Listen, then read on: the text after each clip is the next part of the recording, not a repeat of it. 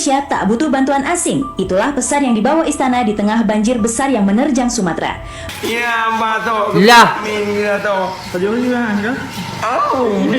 Mana ada bantuan Indomie kok isinya sepun? Ada dugaan bantuan warga Aceh dijarah sama pejabat. Astagfirullah. Dugaan oknum anggota DPRK Dewan Perwakilan Rakyat Kabupaten Aceh Utara mencara bantuan di pendopo bupati bikin warga geram. Ditanyain apa KTP? Jangan ke KTP, sanak saudaranya aja hilang belum ditemukan. Lah iya. Apalagi KTP. Terus kalau yang nggak punya KTP nggak kalian kasih bantuan, nggak kalian Ih, kasih biar makan. mati. Masalah kesehatan kita pun sudah ada dokter dari Malaysia yang beroperasi untuk memberikan masyarakat yang dampak daripada banjir tersebut.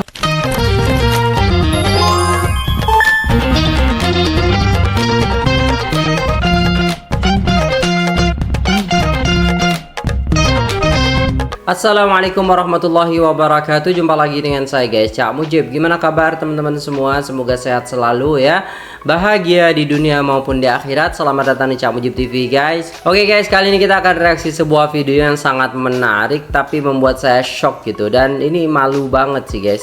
Kok bisa hal ini terjadi? Di Malaysia nggak pernah terjadi hal seperti ini, tapi di Indonesia ya ini aduh sudahlah ya guys ya. Aduh, bantuan dipersulit, sedangkan di Malaysia itu bantuan langsung meluncur gitu kan. Itu beda banget guys ya. Jadi tanpa berlama-lama jom kita simak videonya. Let's go. Wah, mie sedap. Mie sedap instan, jelas terasa sedapnya. Mie instan rasa soto. Mie rasa soto, rasa lembu na. Mari. Sampai hati lah kalian ngasih bantuan kayak gitu. Kenapa guys? Atoji. Ya, mana tuh rekan-rekan? Ya, batok. Lah. Oh. Mana ada bantuan Indomie kok isinya sepun? Gimana ceritanya guys? Masa itu semua seplastik? Ya enggak, kayaknya enggak semua lah bang.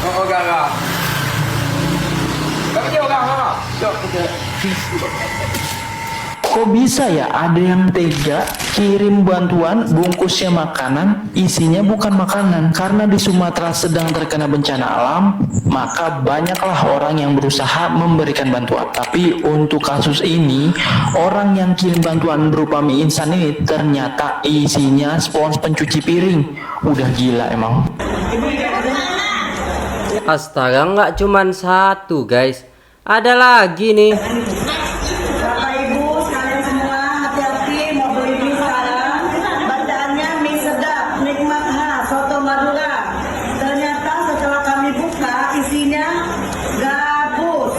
Allahu Akbar. Terjadi di tempat kami karena ada di dalam kardus. Lo gabus semua, nggak cuman satu, saya kira satu dua bisa. Aduh, siapa yang salah ini guys? Malu banget lah, masa kita aduh tetap dikorupsi aja nih. Di dekat parkiran puskesmas ditaruh satu kardus, di grab mie ternyata isinya ini. Suruh makan sepon biar mati ya. Untuk pemberitahuan aja ini mie sedap, mie instan, soto Madura. Kasihan perusahaan pembuat mie-nya. Bener, ditipu kayak gini guys. Wah, harus ditindak hukum ini. Isinya gabus, Bu Emma gabus juga isinya. Tuh,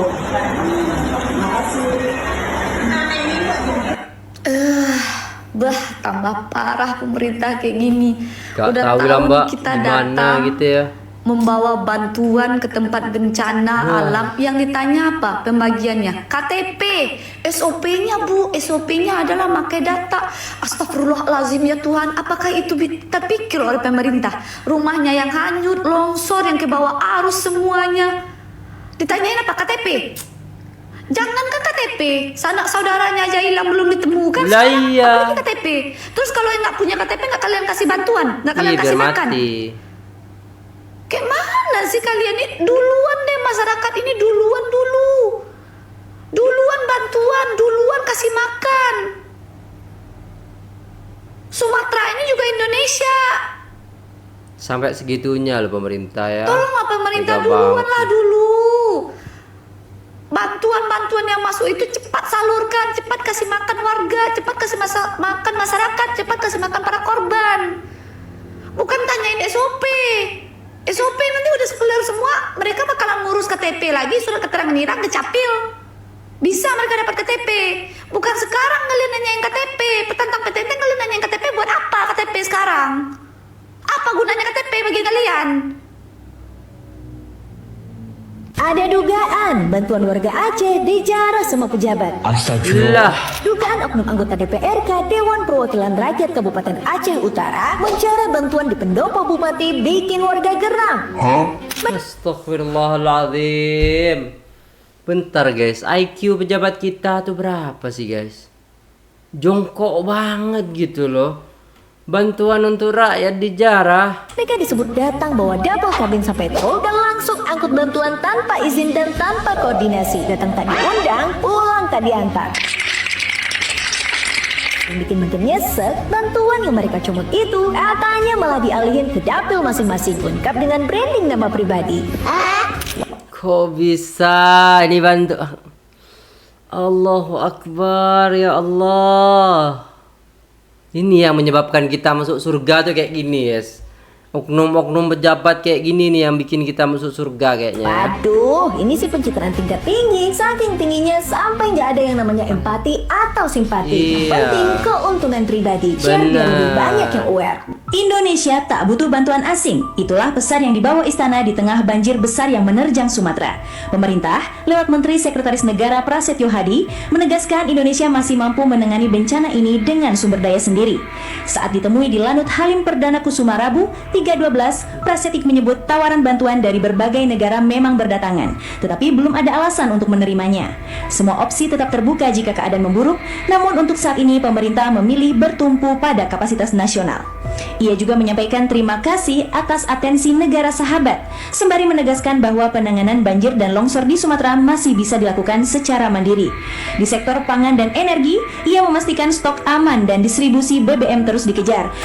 Guys, katanya masih bisa sendiri, tapi kenapa orang-orang pada menjarah ya? Orang-orang tuh sampai istilahnya kelaparan gitu loh guys ya. Kalau tidak ada uluran tangan dari luar, bahkan ditolak dari luar, sudahlah. Nggak tahu jadi apa guys ya, nggak semua. Dan birokrasi kita itu lihat sendirilah, dimintain KTP, KK dan lain sebagainya biar gak makan lah, biar orangnya pada mati ya kan. Termasuk melalui skema dropping udara bila medan darat tertutup. Intinya, pemerintah yakin masih sanggup mengendalikan situasi, meski tekanan di lapangan terus menuntut kecepatan respon. Bener. Namun realita lapangan menunjukkan gambaran yang lebih keras. Ribuan warga masih terisolasi, akses logistik terputus, dan distribusi bantuan tersendat di banyak titik. Di beberapa daerah, kebutuhan dasar belum terpenuhi secara memadai. Bahkan, beberapa desa yang terdampak bencana di Sumatera sampai saat ini belum tersentuh akses. Bau bangkai di mana-mana dan memaksa relawan dan influencer bergerak mandiri. Situasi ini menegaskan bahwa kapasitas nasional memang ada, tetapi kecepatan dan jangkauan respons masih terus diuji oleh kondisi geografis, minusnya kecerdasan membaca lapangan pemerintah, dan skala bencana yang terjadi. Yang jelas bantuan di luar disalurkan dengan tepat. Contohnya ada dari bantuan dari Kuala Lumpur, Malaysia, juga dengan dokter obat-obatan. Jadi tersalur semuanya dan bahkan tidak cukup. Dan mereka dalam beberapa hari ini, hari Rabu, saya rasa dia akan datang dan membawa obat sebanyak 3 ton lagi. Dan bersama banyak dokter-dokter yang akan datang ke Aceh. Anehnya gini guys, kenapa negara tetangga itu lebih gercep daripada pemerintah kita?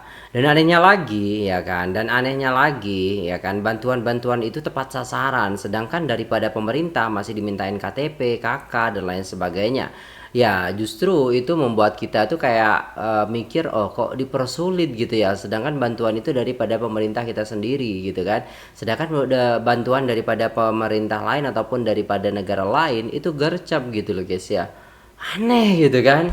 Aneh nggak sih guys? Aneh kan? Dan masalah kesehatan kita pun sudah ada dokter dari Malaysia. Nah, jangan lari, jangan ambil alasan tidak tahu.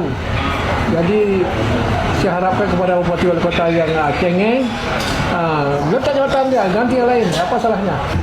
Kalau saya secara pribadi ya melihat banjir dan longsor ini adalah di jilid kedua. Jadi pun demikian 18 kabupaten yang dampak imbas banjir dan longsor. Di 4 kabupaten yang terparah ya. Jadi kita harapkan, kita himbau kepada semua masyarakat supaya agak tabah dalam menghadapi musibah ini. Dan alhamdulillah setiap musibah pasti ada kita hikmahnya, mengoptimalkan bantuan yang pertama semua perlu, plus minyak, plus kebutuhan lain yang tidak perlu kita sedang evakuasi. Dan masalah kesehatan kita sudah ada dokter dari Malaysia yang beroperasi untuk memulihkan masyarakat yang dampak daripada banjir tersebut. Alhamdulillah sudah semalam kita sudah salurkan 2 truk. Ini termasuk saudara kita dari Sumatera Utara, namanya Bang Hakiat bin Abdullah, sudah menyalurkan 2 truk semalam. Dan alhamdulillah untuk saat ini cukup. Adik asal Papua Pegunungan ini mengeluarkan uang celengannya yang sebenarnya untuk liburan Natal di Desember. Diserahkan untuk korban bencana di Sumatera dan Aceh. Berasal dari pekerjaan dirinya membantu rumah, seperti memberi makan ayam, menyapu, mencabut uban, dan lain-lainnya. Adik asal Papua Pegunungan ini bernama Pison. Berasal dari suku Lani di Pegunungan Papua Tengah. Dia menjadi sorotan media berita karena mengeluarkan tabungan di celengannya. Yang sebenarnya tabungan itu adalah untuk liburan Natal, rencana pergi ke Jayapura, teman-teman. Yang akan diserahkan kepada korban banjir besar di Sumatera dan Aceh. Ia merasa kasihan. Bagi adik Pison, banyak warga yang rumahnya hanyut. Orang-orang kehilangan pakaian, makanan, dan harus tidur di pengungsian. Aksi donasi dari adik Pison buat netizen terharu dan justru banyak yang tersadar. Kabarnya uang tabungan ini dikumpulkan dari hasilnya bekerja, seperti beli makan ayam, nyapu-nyapu, dan hasil dari membantu di rumah. Uang tersebut dikumpulkan dan terlihat ada uang pecahan 2.000, 5.000, 10.000, dan 20.000 rupiah, bahkan ada 100.000 rupiah juga. Pison menyampaikan pesan semangat dan pelukannya untuk teman-teman di Sumatera. Dan kabarnya Pison memberikan donasi 1,5 juta rupiah. Dan ini sudah dinotifikasi lewat email juga. Di sini kita bisa melihat bagaimana semangat solidaritas dan empati yang tinggi dari seorang anak kecil di Papua Pegunungan yang notabene-nya sebenarnya juga kekurangan, teman-teman, tapi masih mau membantu untuk mengeluarkan tabungannya jutaan rupiah. Dan itu sebenarnya tabungan untuk Natal, namun diberikan untuk saudara-saudara di Sumatera. Bayangkan dengan melihat kebaikan seperti ini, apa yang kamu rasakan, teman-teman? Alright guys, udah selesai videonya. Dan yang di akhir video tuh kita ditampar gitu guys. Kita kadang cuman koar-koar tapi nggak pernah nyumbang. Kita ngomong gitu kan, orang lain membantu, istilahnya kita hanya istilahnya menghina, menghujat dan lain sebagainya. Tanpa istilahnya kita istilahnya berpikir apakah saya sudah membantu mereka, apakah saya sudah peduli kepada mereka, apakah saya sudah mendoakan mereka gitu kan. Kadang kita lupa akan hal itu guys ya. Dan nggak tahu kenapa hal ini terjadi gitu kan di Indonesia. Bahkan bantuan daripada orang-orang ya untuk korban banjir ini itu diambil alih gitu kan oleh pejabat-pejabat kita, oleh oknum-oknum pejabat. Dan juga korbannya ini malah dapat mie palsu, mie yang isinya spon. Ini biar orang kelaparan terus sampai mati atau gimana gitu. Apa memang tidak dianggap? Kita nggak tahu juga gitu loh guys ya. Ya mungkin yang membeli ataupun berdonasi itu tidak tahu gitu ya kan.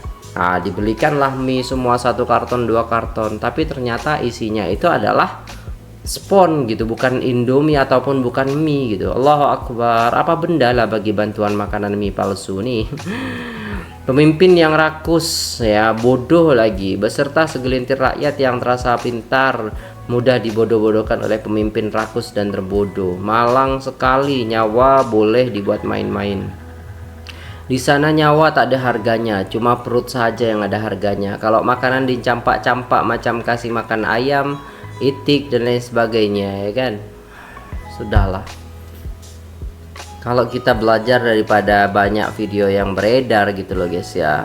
Ya kita melihat bagaimana pemerintah kita itu tidak sangat peduli gitu dengan masyarakatnya. Kayak tutup mata gitu dengan masyarakatnya.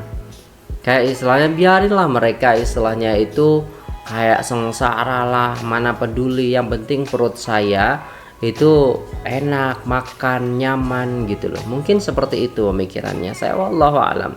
Tapi ya mungkin ini salah satu penyebabnya bahwasannya kita mendapatkan pahala banyak gitu nanti ya guys. Oke, itu dulu mungkin videonya guys. Gimana menurut teman-teman? Silahkan komen aja di bawah ya. Kalau teman-teman istilahnya ada solusi, komen aja di bawah. Tapi kayaknya solusi kita itu hanya segelintir saja mungkin yang melihat, dan mungkin juga istilahnya tidak dipandang. Orang-orang influencer yang besar saja mereka itu masih tidak tidak dianggap oleh para pemerintah ataupun oleh pejabat-pejabat, karena memang tidak menguntungkan pribadi mereka. Kalau menguntungkan rakyat, mereka pasti akan kayak mengelak seperti itu, menjauh gitu. Nah itulah guys ya. Semoga kedepannya rakyat Indonesia ya lebih dipedulikan oleh pemerintah sehingga sejahtera selalu. Oke, itu dulu videonya. Terima kasih sudah tengok video ini sampai selesai. Jangan lupa like, share, komen, subscribe. Saya pamit undur diri. Apabila ada salah kata mohon dimaafkan. Wassalamualaikum warahmatullahi wabarakatuh.